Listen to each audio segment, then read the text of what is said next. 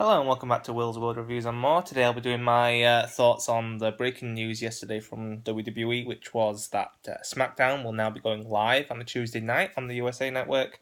And from what all people can read into it, it looks like we're going to have the return of the split roster, the brand split, or the draft, whatever you want to call it. It basically means that we're going to have separate wrestlers on separate shows.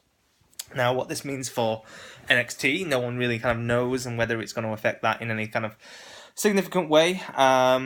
Whether that's going to remain a third brand, which it pretty much is. Obviously, we haven't seen Triple H since WrestleMania, so it's pretty clear that, if he with him signing a new 3-year contract to perform, he will be returning to the main roster at some point. But we'll think in terms of being in charge of anything.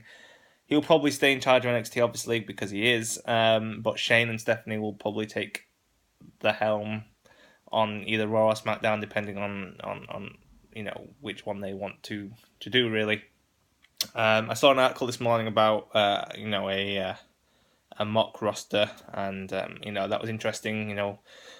They had John Cena being Raw's first pick and Roman Reigns being SmackDown's first pick. I can see something like that happening, but I would, I don't know. I can't see the WWE champion being exclusive to SmackDown unless they create, the World Heavyweight Championship again. So moving on to that, do I think they will, bring back another heavyweight title? It really is difficult to say, because obviously when the original brand split happened back in 2002, they just had the one belt and the champion was, kind of segueing between two brands.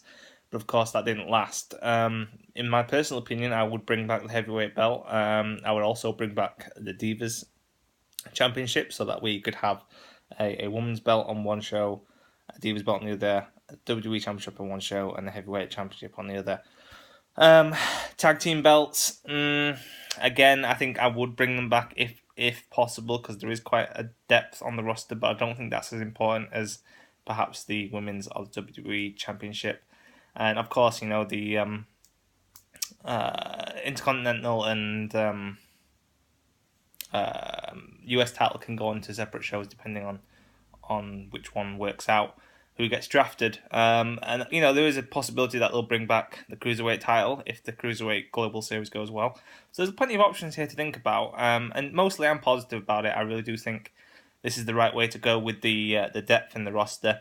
I just hope it doesn't get it doesn't take long to sort out. I'd rather than get it kind of picked and sorted out very soon, because I feel like it's already dragged on from WrestleMania when we pretty much knew this was happening. So let's hope it gets sorted soon. I'm positive. I'm happy. This will be a really good opportunity for people like Dean Ambrose to show their worth as a main event talent. Cesaro, AJ Styles, Kevin Owens, Sami Zayn. The list goes on. So let's hope this goes well. We'll see what happens. Until then, peace.